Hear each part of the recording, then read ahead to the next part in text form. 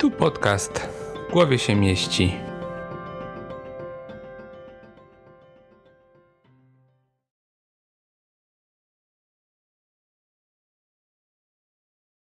Today, my guest, great guest, Professor David Bernstein. He's a clinical psychologist, and he is just from 1 month retired professor on pension, on the Maastricht University. If I pronounce something not good, so please correct me. Perfect. It's perfect. Yeah, and you've been for a lot of years. You were also a chief of the Association of Research on Personality Disorders. Also you've been co-president of the Society for the Study of Personality Disorders too. And also Society of Schema Disorders, and you are the most of your professional career you spent on the research treatment of the personality disorders, especially the antisocial personality disorder, and also you've been head chief of the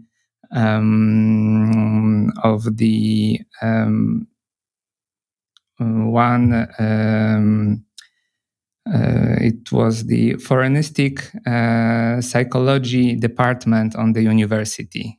Yes, that's correct. You did all the qualifications very well. Thanks. It's like I said you before, it's the worst beginning for me, like always, to introduce someone because I care too much and I said everything correctly, and but also you are a schema therapist, a schema supervisor, and also you are the developer of iModes. Yeah, so it's like the way of how to use modes with some comics cards. Yeah, how we can use them during the therapy. To work with modes, yes, and then also working with teams and organizations. That's with our Safe Path program. So now I think you've covered everything. Yeah. Everything. So I'm. You're okay now. I feel much better now.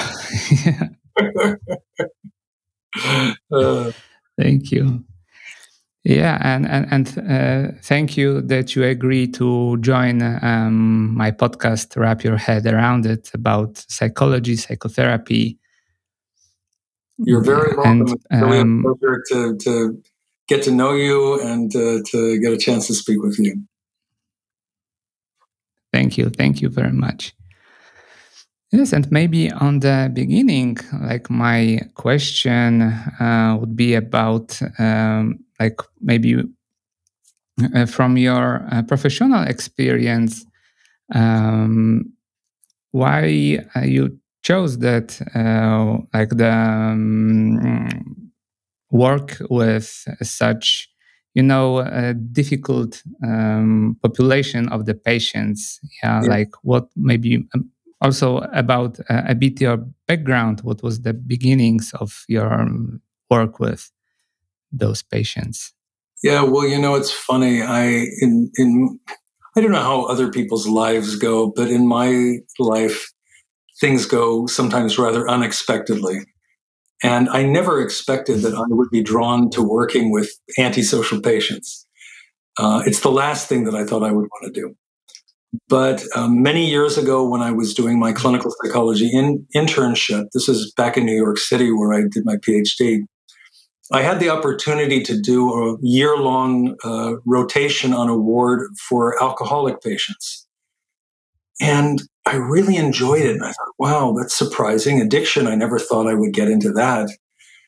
And then I ended up taking a job in the Bronx in New York, where there are some very, very tough addicted patients and a lot of patients who have criminal histories and a lot of aggression, a lot of violence. And so I started working with them clinically and started doing research, and I discovered that I loved it. And I can't really explain why, It's not boring work, It's something that keeps you on your toes. There's something about it that I found fascinating. And at the same time, what also is important to me is I was also at the same time doing a lot of research on trauma. And most of my original research on trauma was about people who were victimized, right? People who were abused or had other kinds of trauma. And there were many people at the time doing research on trauma from the victim perspective. And at a certain point, I was working with these patients who very often perpetrated trauma. They were the ones who were causing trauma. And I thought, there are very few people who are working with these kinds of antisocial patients and people who abuse other people and harm other people. If we want to stop the cycle of violence and the cycle of trauma, maybe I should get into working with these people more on the offender side or the perpetrator side. And that's kind of how I got into it. I think that this is like a very good point that like when we used to think about the therapy, we think about to treat the consequences of the trauma, like PTSD or schemas. And it's a good point that we can also like to take care a problem from the other side, from the side of the people that they harm others, and then this is also the treatment of trauma, but from the other side. Exactly. And what was very interesting about those patients is that the vast majority of them had been traumatized themselves growing up. And so it really was the cycle of violence and trauma being passed along from generation to generation. And then at the same time, I had the very good luck to do some work with probably the preeminent expert in the field of psychopathy, and that's Dr. Robert Hare, who at the time was a professor in Vancouver, British Columbia in Canada. And we did some of the first, we did the very first brain imaging study of psychopaths. So I was doing that with him and with some colleagues. And, I had the opportunity then to learn how to interview psychopaths and diagnose them. And so I got very, very interested also in the study of psychopaths and psychopathy. And then with my interest in schema therapy, it was a kind of natural question to ask, can any of these people be treated? Is it possible that some of these psychopaths who are normally considered untreatable, is it possible that some of them actually could respond to treatment? Yeah, and it was one of my questions because I heard many years ago a myth that we can't treat psychopaths or antisocial personality disorder because they just don't want to be treated. Yeah, so it's also, I think, a part of the personality disorder in general that we don't see. The problems. The problems, they are always somewhere outside. So my question is how you approach the treatment of those kinds of patients. Yeah. Well, it's a good question. And look, that myth about psychopaths being untreatable, it's very easy to understand why that myth developed. Because these are patients, many of whom will manipulate you or create an appearance as if they're being cooperative with treatment. Many of them are very hostile or very dominant. So and many of them do appear to be unmotivated. So it's not surprising that this led to a belief that these patients can't be treated. And then, of course, what that means is that no treatment ends up getting offered to them. And that's a kind of self-fulfilling prophecy, right? Because the belief is so widespread, why waste our time trying to treat them? Now, in the first place, what you have to do is you do have to focus on the factors that interfere with treatment. Because indeed, many of these patients aren't motivated, and they aren't really genuinely engaged in therapy. Yeah. And that's not surprising when you consider the fact that these are patients generally who are extremely mistrustful. Their worldview, which they probably developed from a young age, is that, life is a game that is rigged against them, that you can't trust anybody. And again, if you look at their abuse histories, at least in the population I was working with in the Bronx, about 80% of them had experienced physical abuse. About 50% of them had experienced sexual abuse. And if you grow up in families that are highly unstable, where there's violence is a fact of life, it's not surprising that you carry that view of the world with you. And so now here, we nice therapists are trying to get these people to open up and to share and talk about their feelings. Well, what do you expect? Why would they trust us? Why would they trust us when deep inside of them, the very people who were supposed to take care of them didn't or even harmed them? So we have to take that as a starting point. You have to start where people are at. And you can't expect them to be different than they are. But what you can do is begin to engage them in a very systematic way. And in schema therapy, we do this via limited reparenting. And limited reparenting, as you know, because you're a schema therapist, is focusing on the patient's unmet emotional needs. Now, if you think about it, what's number one for these patients is clarity, stability, predictability, safety. That's really where it starts.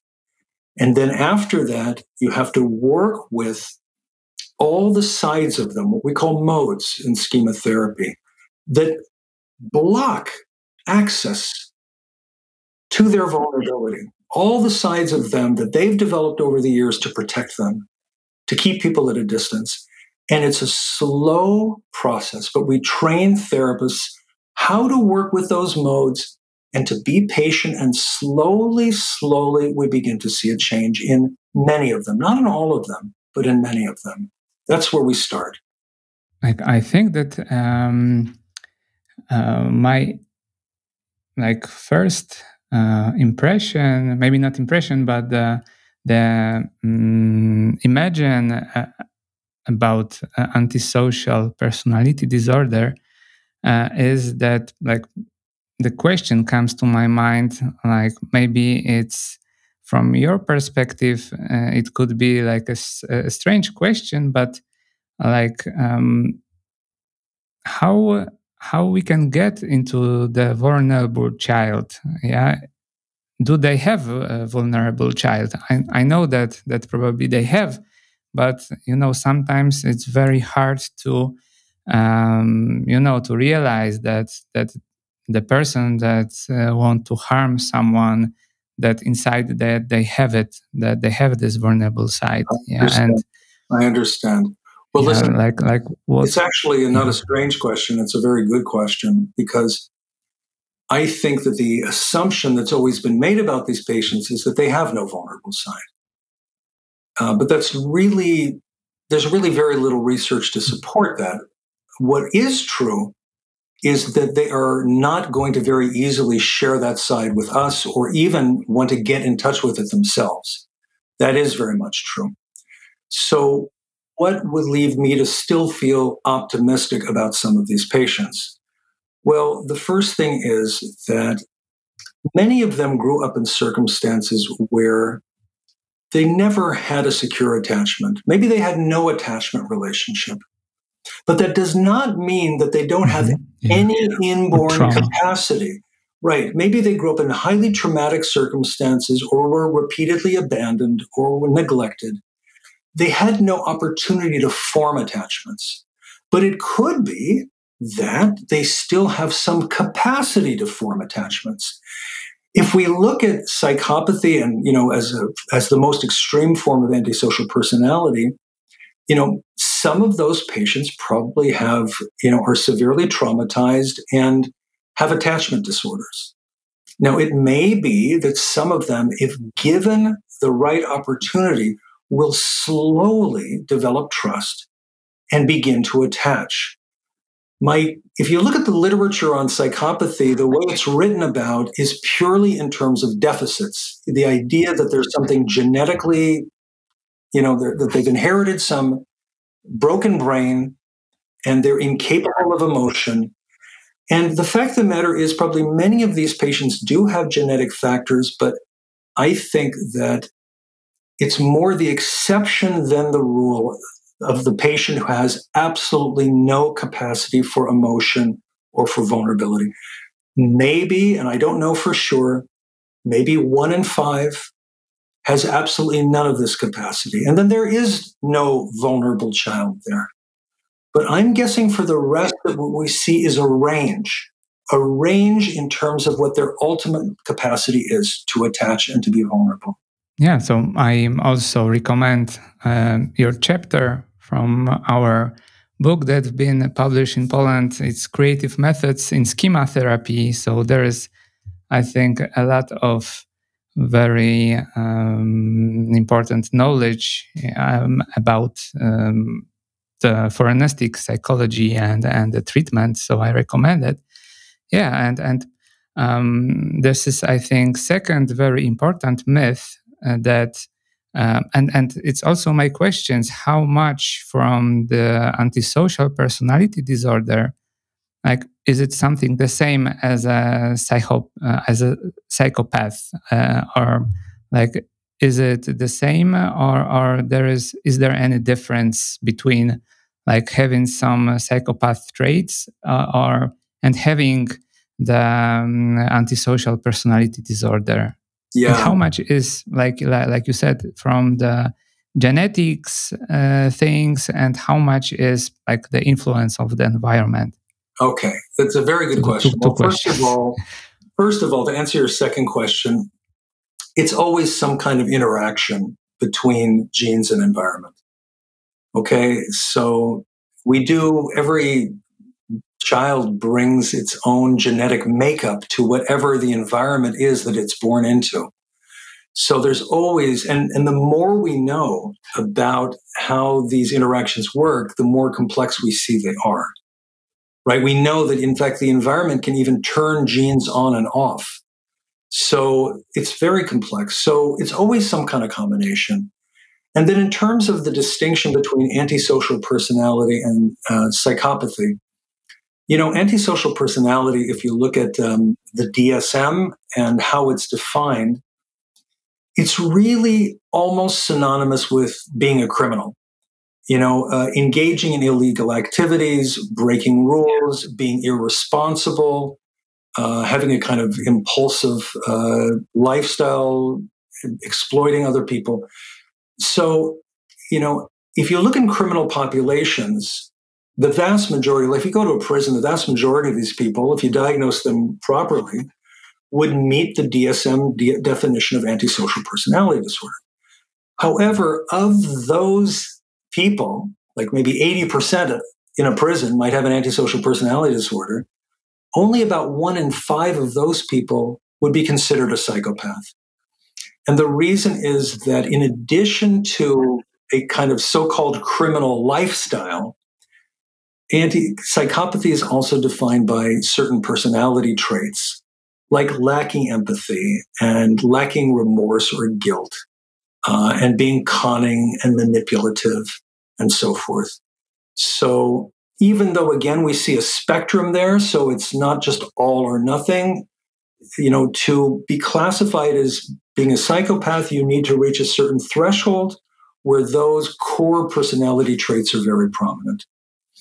On the other hand, there's also a lot of research showing that there are people walking around in the general population who have the antisocial personality traits. The psychopathic traits, at least to some degree, but they're not in prison.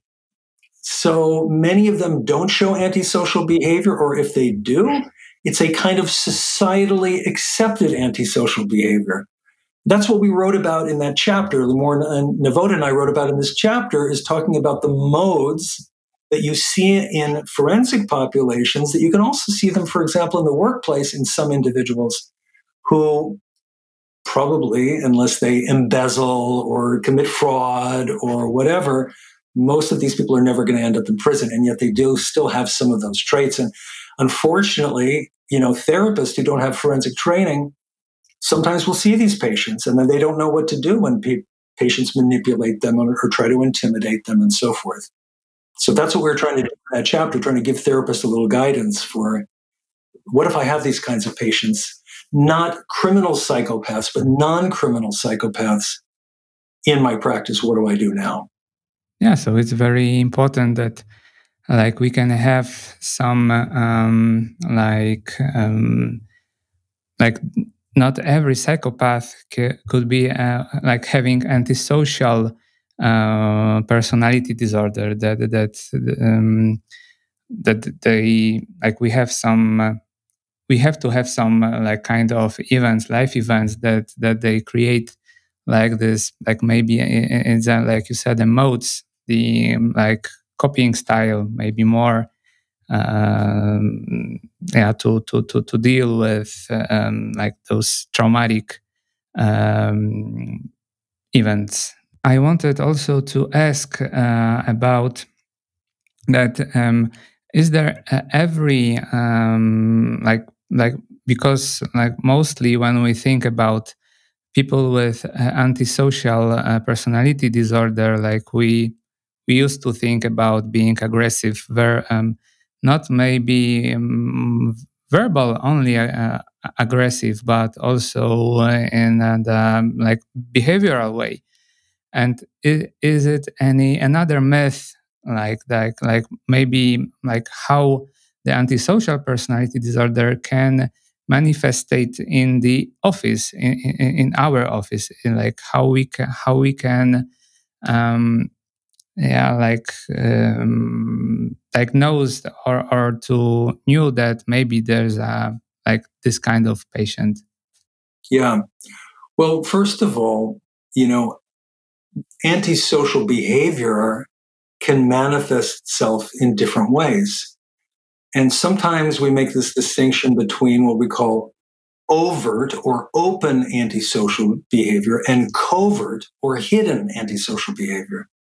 So, overt antisocial behavior is the person who goes around, hurting people physically, maybe with domestic violence or, assaulting people. This is overt, right? You can't miss it. It's right there. But covert really has more to do with conning and frauding and manipulating and lying. And, I think that this is the kind of thing that people often miss, the more covert side. So you're in the office and, maybe the patient, you have a new patient. And after a short while, you kind of start asking yourself, why is this person here? And the person is complaining, let's say, of some kind of trauma, and maybe they experienced something, they're telling you about some events that they experienced. But you get this funny feeling like there's something about it that doesn't seem genuine. And then you try to treat that person and you do your normal therapy moves, your CBT moves, or you're doing your schema therapy or whatever you're doing.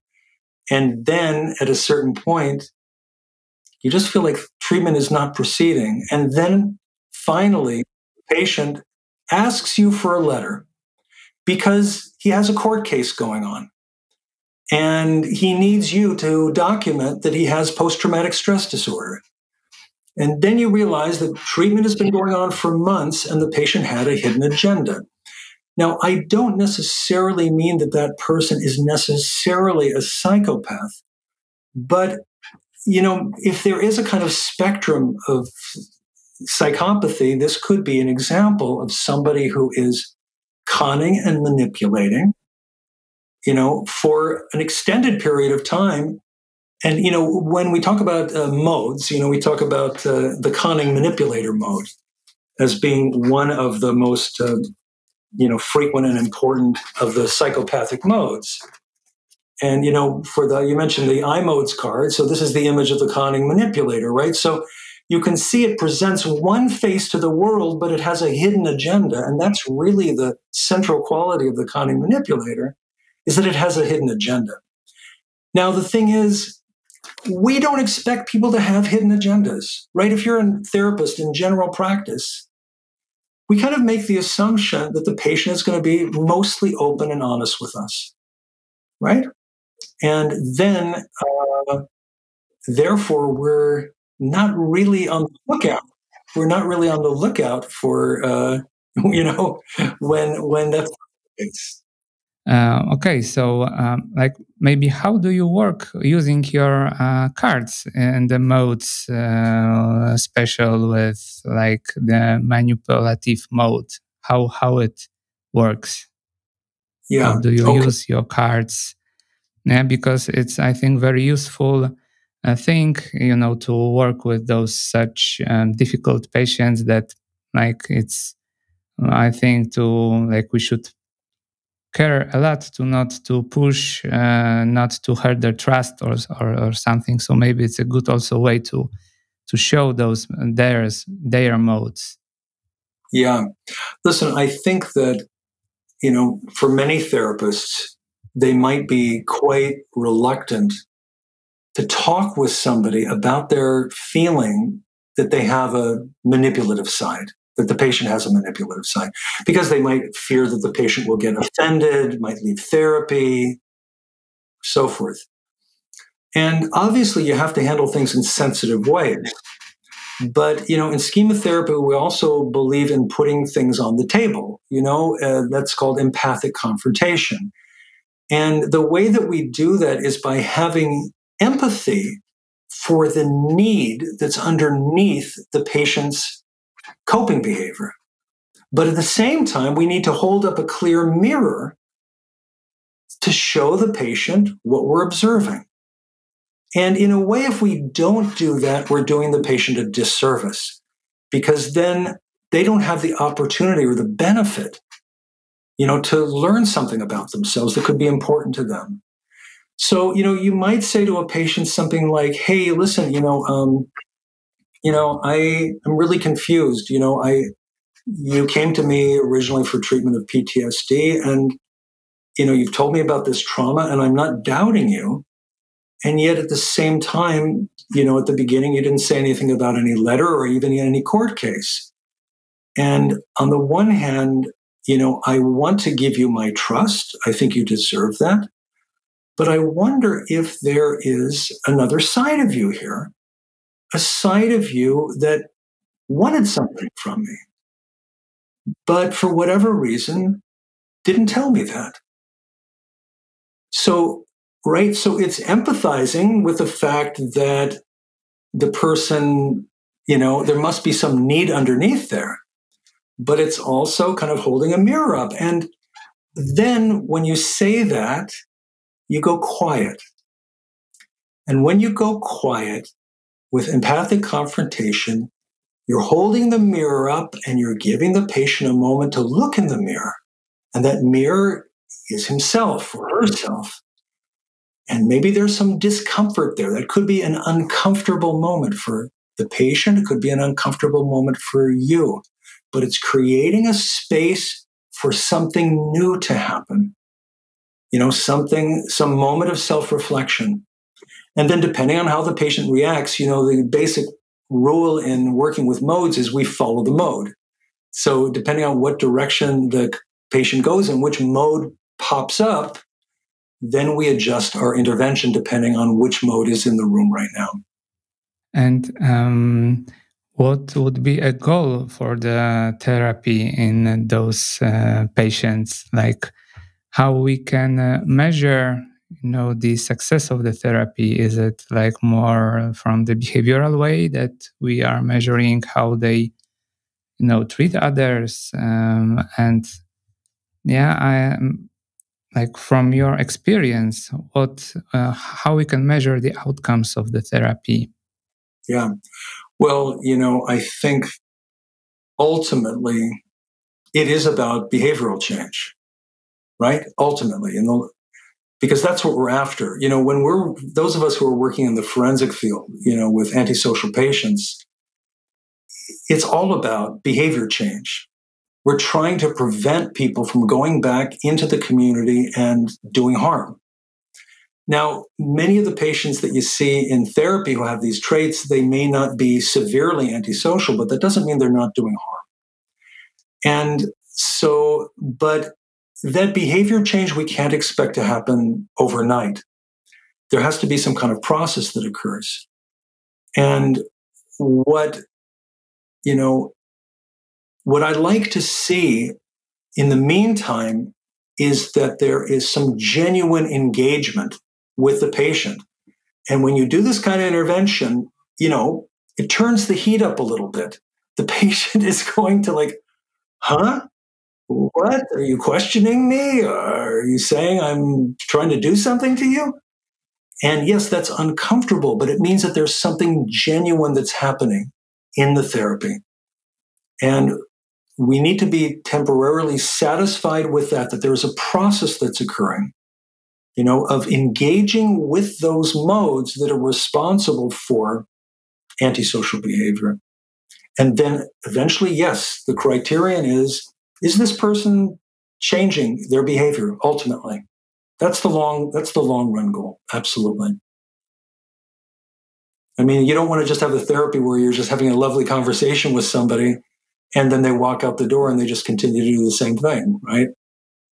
And it's not about just having the patient develop more intellectual insight. It's really about changing the modes that are responsible for these kinds of behaviors. And in order to do that, you got to work with the modes in the here and now and do other kinds of techniques like experiential work to activate those modes, and so that you can achieve some changes in them.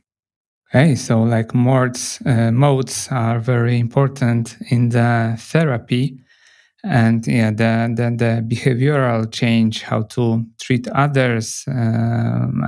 It's like the most important goal in the therapy. And maybe from your experience, maybe you can say like about maybe there are some patients that you are most proud of, like most of the outcomes, like maybe like if it's okay for you to, like, sure, of course, changing things, like to like say a bit like a short story, Sure. Well, I have to say there are a lot of patients that I'm proud of, and these are mostly the ones that we've treated here in the Netherlands. And here we have a system of forensic hospitals that are called TBS clinics. And these are the places where I did my research for many years. I collaborated with 8 of them.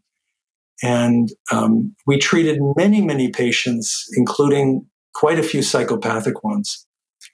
And what's really remarkable is to see it when these patients change. When they start being willing to take a look at themselves, when they start to be willing to get vulnerable and share their vulnerability.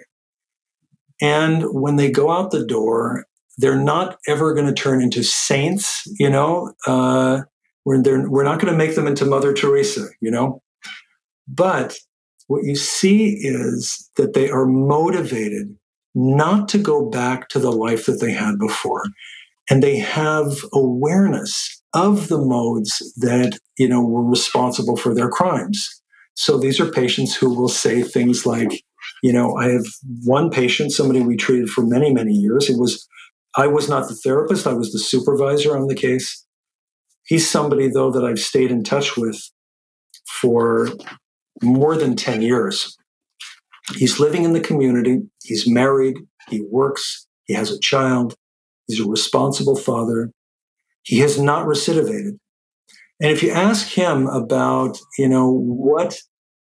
what helps him to not recidivate, he says he has this mode, a predator mode. This is a mode where people, it's a cold, ruthless mode that, can destroy an enemy, an obstacle to getting what they want. Okay. He says, I have a predator mode and I have to remember that every single day.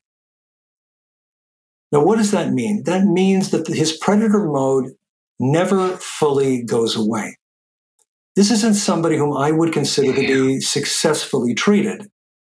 It's not that the mode ever fully goes away. It's reduced. It's not as strong as it used to be. And he has a much stronger, healthy adult mode. So if you ask him, well, what helps you to remember this and to not go back to doing things the way you used to? He says, I have a child. And if I were to sometimes act like on the my values, I think that it's...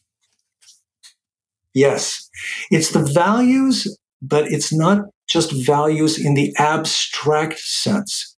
It's deeply felt values, right? Because there's a difference between what we say our values are sometimes and the values that truly guide our actions. And the values that truly guide our actions are the ones that are deeply internalized, deeply felt. Now, this is somebody who grew up being really brutally physically abused by his father, who had no empathy for him at all.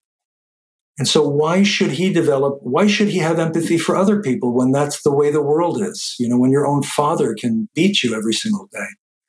But he now says, I don't want to be the man my father was. And if I were to act on my impulses, I would go back to prison. And my daughter would be without a father for 25 years. I don't want to abandon my daughter. Now that suggests empathy and compassion, things that were not obvious in that man when we started to treat him. That's a real change. Real change, real motivation also to change, and yes. And the life value, like new position in life, like new perspective. Yeah. So yes, it's very important. It's you know, I think it's the key thing that keeps him going. You know, and what I've seen, because I've met with him every single year for many years, is that over time his hard edges have softened, and the way he talks about himself and the way he acts has changed. Is he completely different? No, and that would be unrealistic. But you know, people who are around him see it. And what is he doing now? He is now working in one of those forensic hospitals where he was once a patient. He has a paid position there as a kind of expert based on his own experience, where he can talk to patients who are people like him.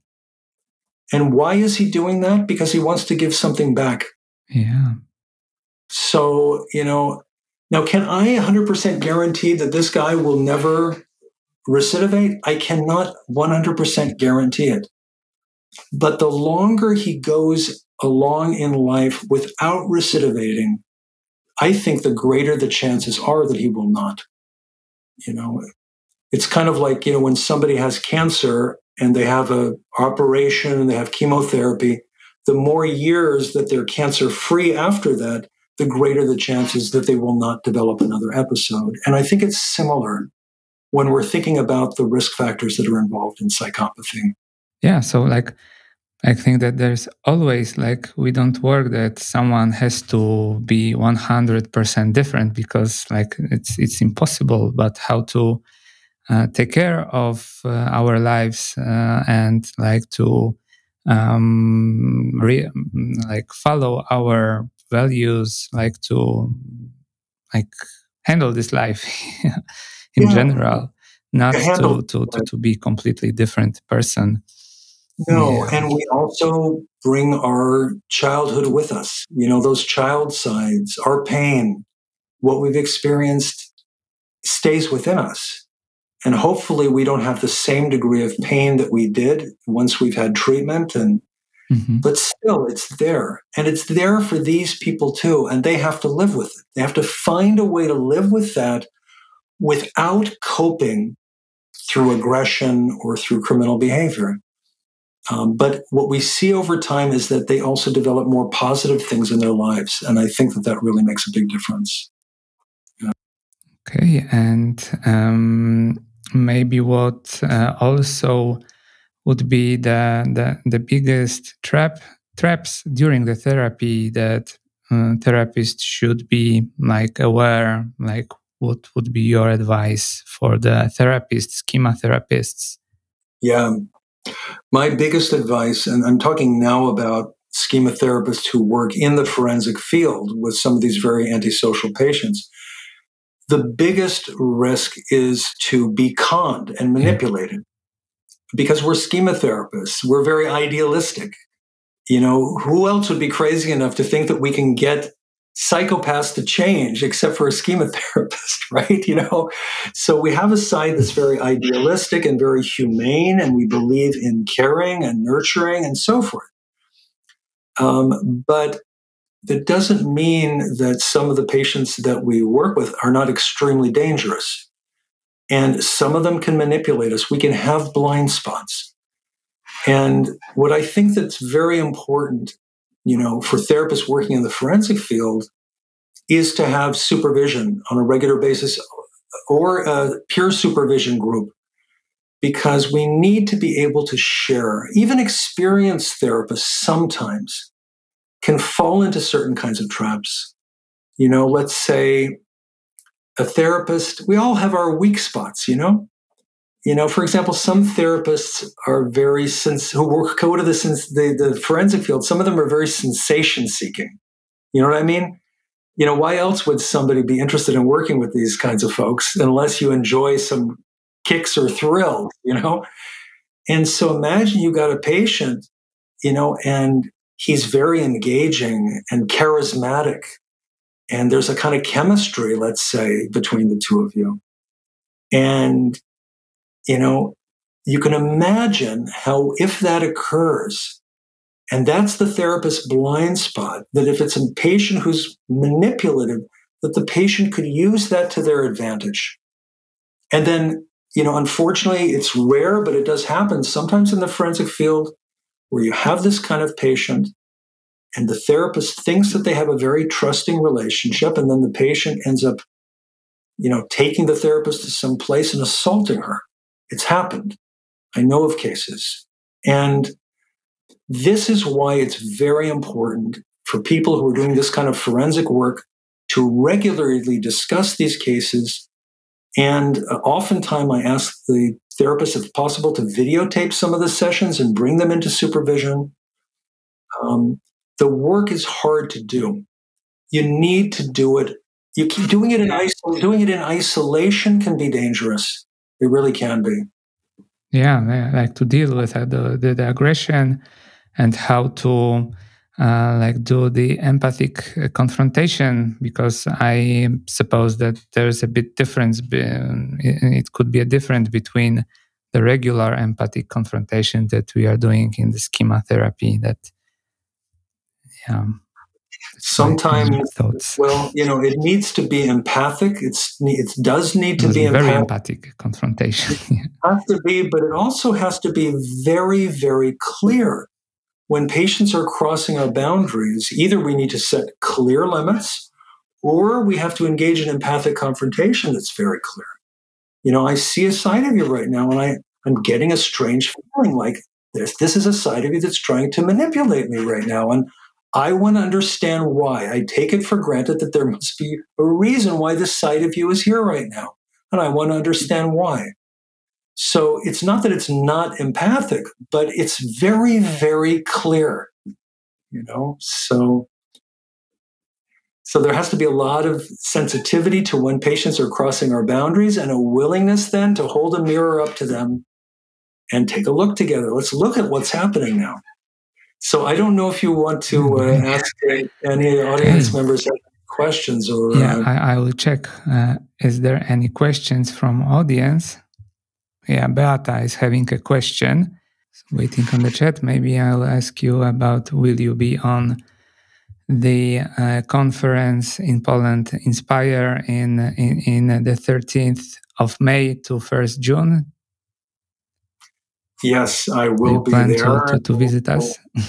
Yes, absolutely. I'm really excited about coming. I'm going to come also with my partner, Limor Navot, and we do a lot of collaborating together. So maybe we'll do some things together. Maybe we'll do some things separately.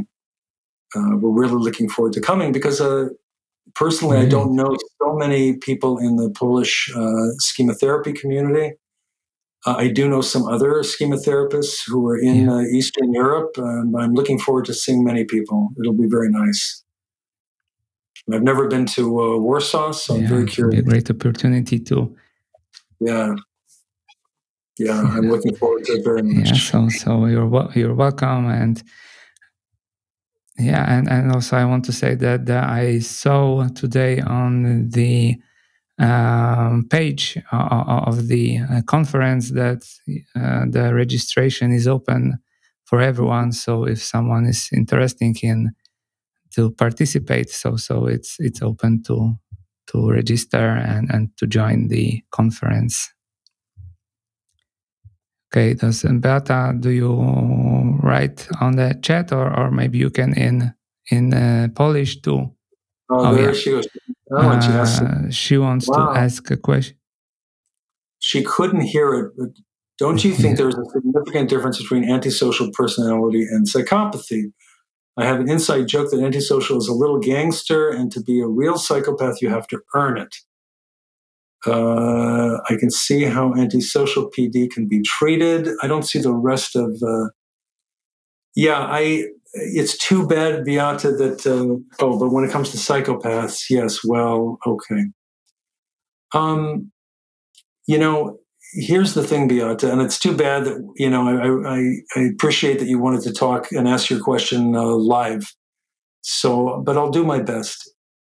It really depends on how we are defining antisocial personality versus psychopathy. And if you look at the way the DSM defines antisocial personality, it's not really about personality traits. It's about behavior. It's about antisocial behavior. And there can be many, many factors that drive antisocial behavior, right? You can have, for example, patients who are very angry, very impulsive, right? So they're, who have a short trigger, right? A short fuse. And so they get into lots of fights, or they, have lots of assaults, right? So that would be one example.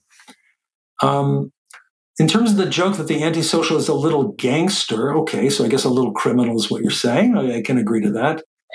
But to be a real psychopath, you have to earn it. I guess what you mean is that you have to have those traits very deeply, those antisocial traits, if I'm understanding correctly. The psychopathic traits, rather. And I guess your question really is that it's hard for you to imagine that anybody who has truly psychopathic traits could change. I guess that's really what you're saying, if I'm not mistaken. And let me just throw a few things out there. And it's, of course, difficult because we can't really have a conversation about it because you can't join us. But if you think about it, to what degree are we as human beings capable of change?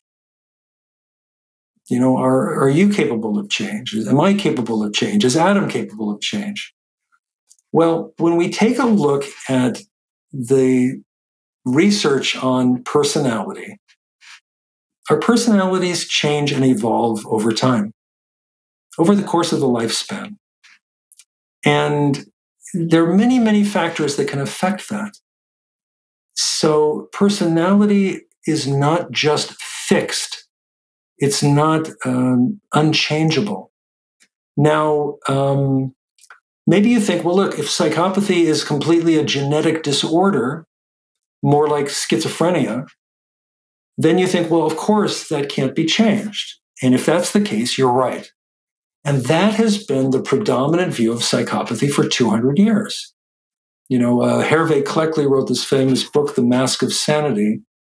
And, he basically said, this is something that is based on certain kinds of personality traits, and that the psychopath in his own way is as disturbed as a schizophrenic, except that he has a moral disturbance instead of a cognitive one.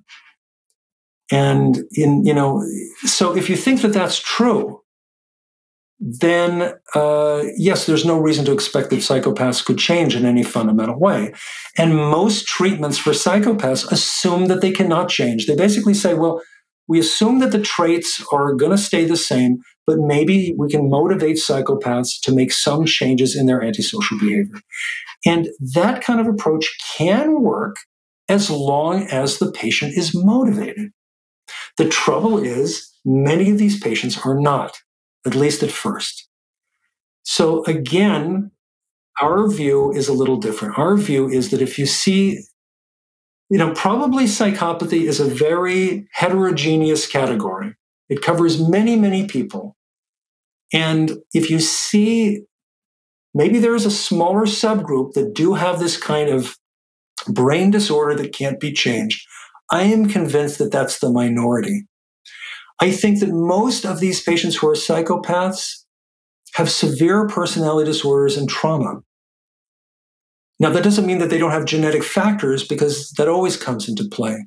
But if that's the case, for example, when I started many years ago, my study in psychology, when I started my study in psychology, which was more than 40 years ago, we all thought that borderline personality couldn't change and it couldn't be treated. And there were many people in the mental health field, when they saw a borderline patient coming through their door, they run the other way.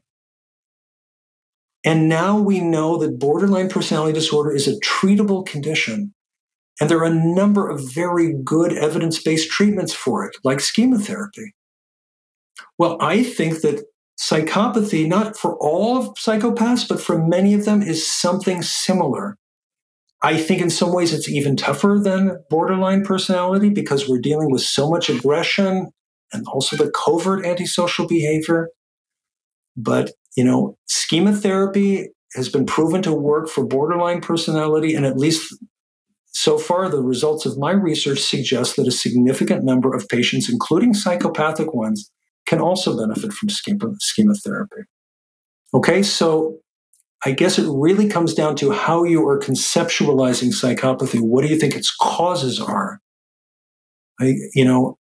Does that make sense? I gave you a rather long answer there, but I don't know if she's still online here listening. And I didn't say it was easy. It's not easy. Yeah, but because there is a big comorbidity with other disorders, like, for example, in borderline personality disorder, we can have a complex PTSD and some borderline traits. And like, there is not, like, I think that this is in general a problem of the our diagnosing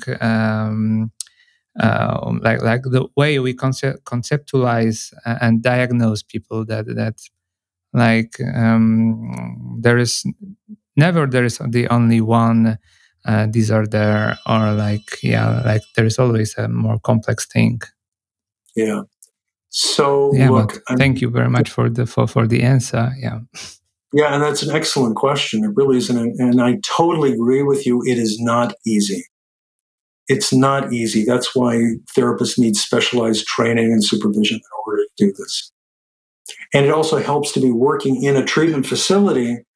Like, for example, in our SafePath program, we've developed an approach for helping teams that work with many of these kinds of patients, antisocial patients and so forth. It also helps when your whole treatment environment is oriented in a schema therapeutic way, because then you're not just providing one-on-one therapy once or twice a week. The entire treatment milieu is oriented toward confronting people and setting limits, but also providing for many of the emotional needs that they missed out on growing up. So, working in that kind of environment makes a big difference too. Thank you. And David, do we have time for the last question, or like how do you think? Yeah, it's okay. If you have so maybe it's okay. The question is, how do you engage a patient who has antisocial personality disorder in therapy? given that one of the symptoms often includes a lack of regard for others? Well, the first thing is you have to get the person into therapy, and you have to keep them in therapy. And one of the things that you see very often is that in the beginning, the patient may not be motivated to engage with you in therapy. And so sometimes it helps if there are external factors. Like, let's say he knows that if he, because of a court order, because of a judge saying so, that if he does not come to his sessions, he's going to get sent back to prison, right? So, or maybe the patient who wants to get her child back, that her child was taken away because she was considered a danger to her child, and she's motivated to get her child back. So I used to think when I was a young psychologist that people needed to have internal motivation in order to engage in therapy. And of course, that's the direction we want things to go in. But the key is to first get them in and keep them in. And if it is a matter of starting with external motivation, we try to capitalize on that, because we need to give them a sufficient dose of therapy so that we can start making some changes. And I don't know if the person who wrote this question knows something about schema therapy or not, but the key is that we need to be working consistently, particularly in the early phase of therapy, to work on engagement and treatment. And when somebody has, a lack of regard for other people, okay, there can be many, many reasons for that. Maybe the person grew up being betrayed, or actually being betrayed by the people who were supposed to take care of them. For example, that doesn't mean that somewhere inside of this person there is not a human need for care or for comfort. Right? Maybe in a small number of these people, it's true that there's not. But somewhere, this person was not born as a baby without that need. I remember once talking to a patient, and this is somebody who was highly psychopathic, and he had been spent his first few years of life in an orphanage. And I knew that in the orphanage, he was very, very seriously mistreated. And I remember our therapist, I was the supervisor, and the therapist asked him, because I think he then got adopted around the age of 4 or something. And the therapist asked him, how did you feel about that place, about that orphanage? He said, I didn't give a shit. Well, babies are not born not giving a shit. Babies give a shit. Babies need care. And if you don't care for them, something serious happens. So we think that the majority of these people within themselves still have basic human needs, and with the right kind of technique and treatment, that we can start to activate those needs in many of them. It's not easy, but it is something that our research shows can work for many of these people. And then maybe they don't afterwards show some callous disregard for other people. But we're talking about a process, right? Process. It doesn't happen overnight. I see another question here. This one, and then we'll stop that. Yeah. So maybe. So it's, what is your opinion about people mixing narcissistic PD and psychopathy, and that the topic is all over the social media, and there are people who have no competence and start to diagnose other people, saying they're toxic, etc. I hope you know what I'm asking about. It's hard to write it down. Now, that's an excellent question. No, really, we seem to be living in the time of talking about, toxic narcissism and so on and so forth. And I have to say I have very mixed feelings about it. I have no doubt that, number one, that many people have been hurt in relationships with people who are narcissistic or people who are psychopathic. There's absolutely no question about that. But at the same time, people are complex. There are narcissistic people out there, who also have pain.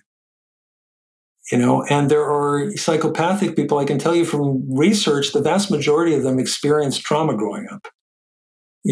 So, but we tend to engage in a kind of black and white thinking, and when you label somebody, especially as you're saying, when people don't really have the competence to do that, when somebody reads a book and then says, oh, my boyfriend is a toxic, psychopathic narcissist, now maybe he is. And maybe that was a good thing. And maybe you get out of that relationship and more power to you. But it could also be that the relationship with you and your boyfriend is more complex than that. And maybe he brings things and you bring things. Now, there's never any excuse for anybody to put up with any abuse. I don't mean that. I really don't mean that. But what I do mean is that sometimes, when we put a label on somebody, we cease to see them in their complexity. And sometimes that may cause us to stop from really looking at the relationship that we have, what's our part, what's their part.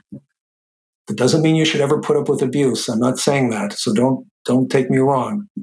But does that to some degree answer your question? I think I know very much what you're talking about, this social phenomenon at this point. Yeah. I think that it's now very also popular that when we are having those diagnostic criteria, when we focus on something, so we start also to see those things, to see those traits. So like if someone doesn't have like some training and like there is a lot of on Instagram or some other cultural influences that are like many of also the psychological educators that they are talking so much about the criterias, but I think that you are saying that there is always a person behind the criterias, that we don't treat criterias, but every person is complex and we must know history and also the function of those behaviors, not only the symptoms. And that's the difference, I think. That's exactly what I'm saying. And again, just in case anybody misunderstands me, I'm not saying that anybody should put up with abuse in their relationship. That's not what I'm talking about. Yeah. But yes, I find it totally dangerous nowadays. Every ex-boyfriend of an influencer is called a psychopath. Yeah, that's true. But of course, the question is, are the influencers psychopaths? It's very hard because I think it's all everything is monetized, right? Everything is monetized. And we know because of the algorithms on social media that, when things are extremely dramatic, like calling somebody a psychopath, that things shoot up to the top of the algorithm, right? We know that. And so, unfortunately, through the monetization of social media, that it unfortunately creates these societal trends that may not be so helpful. So, but I think but also I'm wondering, but also I think to have also some, trying to gain some success in our life. So we also have to have some parts of we can say the narcissistic, because we want to achieve something, and this is also the other side. This is something bad, or is there a spectrum of this of the narcissism? Where is some healthy, like Wendy Beharry on our podcast, we were also talking about the healthy narcissism. So when we are talking about the criteria, there is also I think many times misunderstanding that we can understood something else behind the criterion of being toxic or psychopath or narcissist.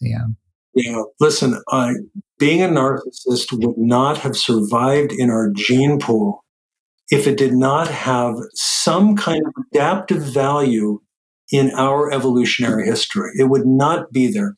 Probably the same for psychopathic traits. Now, what does that mean for today? It means that, obviously society has changed a lot since, however many millions of years ago when these traits developed. But nevertheless, you see psychopathic traits in many leaders. You see narcissistic traits in many leaders. And whether that's healthy or not, it does serve a function in society.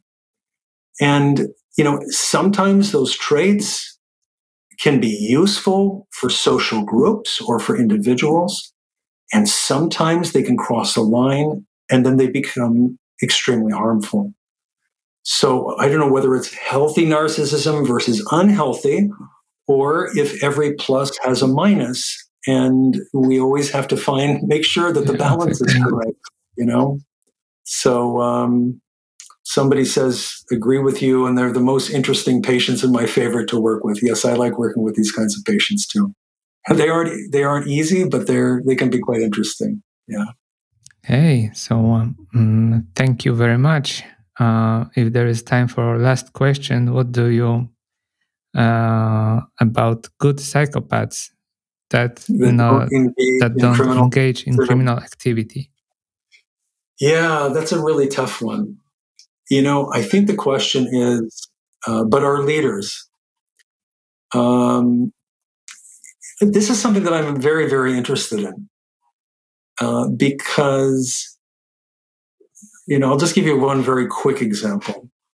If you want to read about these kinds of people, read biographies of politicians, especially very well-researched ones.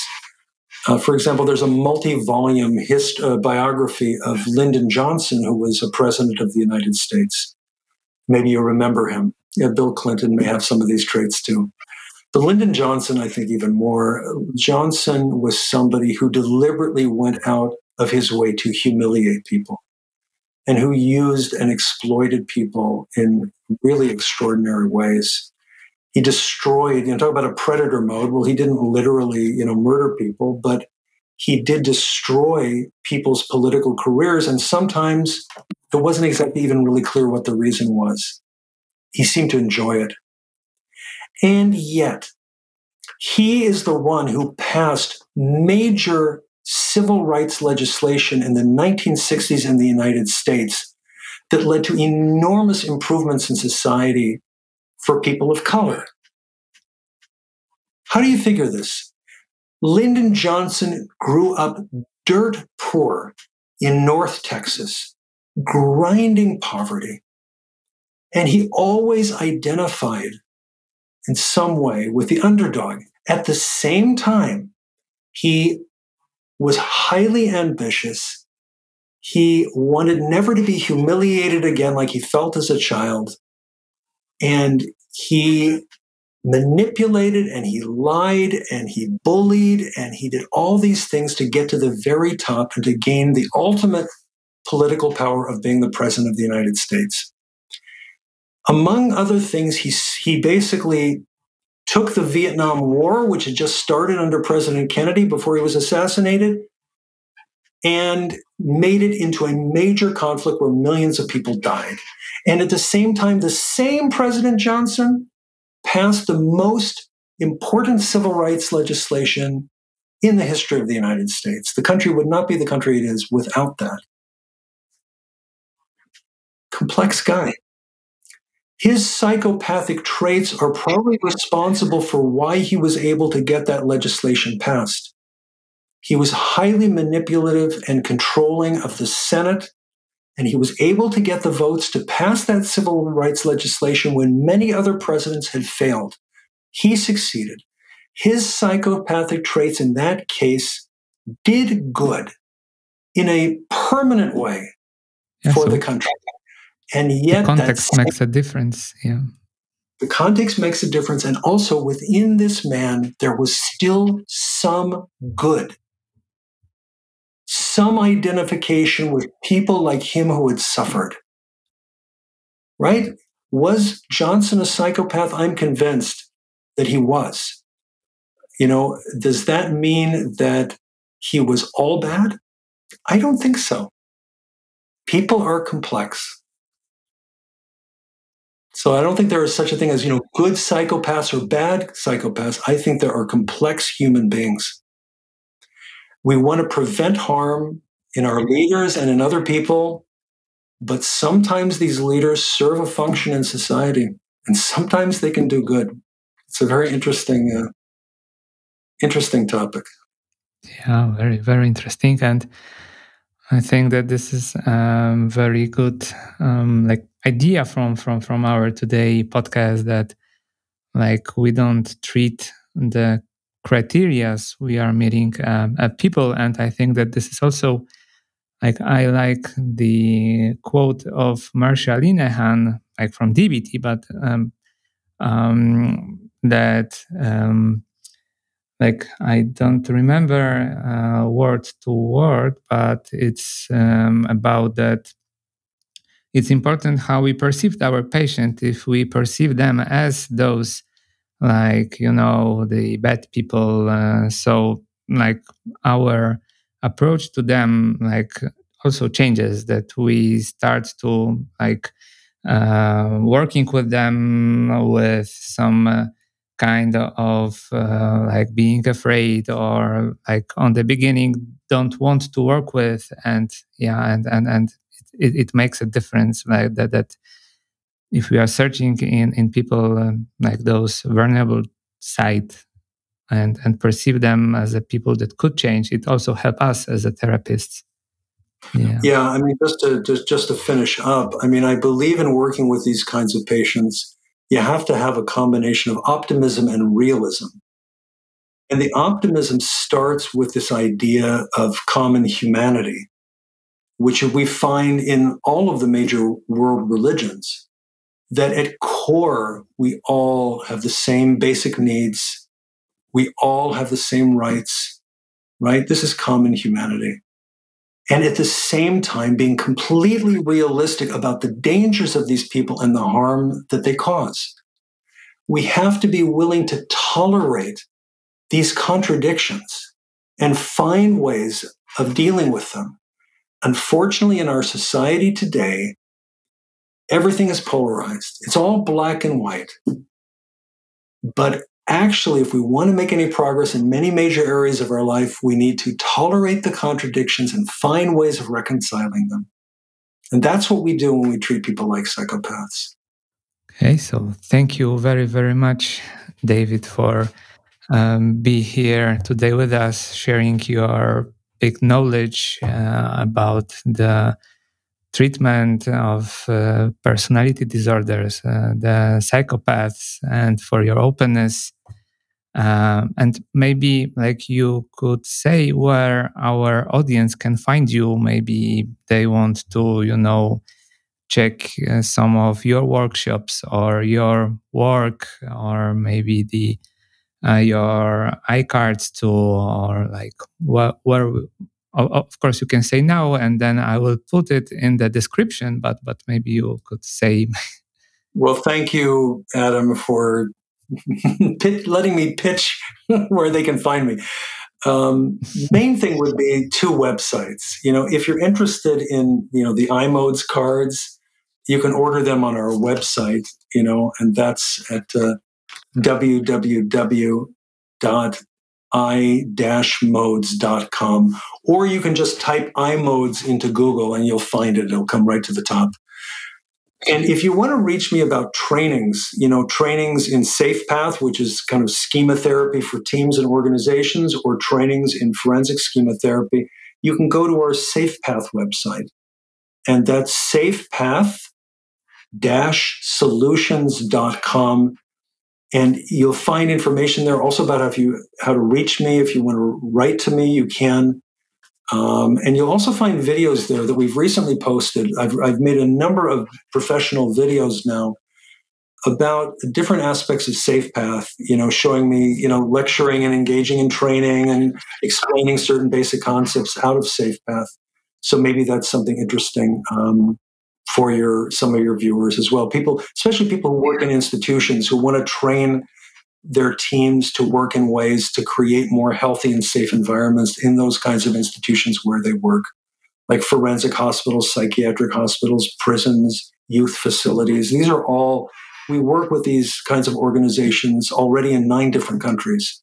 So if you want to contact me about that, please feel free, and I'll get back to you. Great. Thank you. And you are also with Remco van der Wijngaard. You also co-work on schema therapy, working with modes DVD. Yeah, so this is also like, yes. I remember those, like when I had my training, we used them. Yeah, okay, I'm really glad. Yeah, I'm glad people still know about them. These are ones that you can go to Remco's Remembering, right, which is schematherapy.com or schematherapy.n, maybe it's .nl, I'm not sure, one of the two, NL for Netherlands. And you can order them there, the DVD series, or you can contact me and I can point you in the right direction. So, right. All right, listen, I hope your viewers found it really interesting. And if you want to get in touch with me, really feel free. So, and I hope to see some of you in Poland next year for the ISST conference. Yeah. That'll be great. Yeah, it would be great to meet you, and maybe one day on some Polish language workshop too, someday. Sure. You just have to teach me Polish first. I learned Dutch at a later age, so I can learn Polish now. Maybe after a few podcasts more, like you will start to say in Polish too. You teach me. Me. Okay. All right, Adam. Thanks so much. Thank you very much. All the viewers Have for a watching. good evening. Yeah. To Adam. Okay. Thank bye. You. Bye. Thank you. Bye-bye.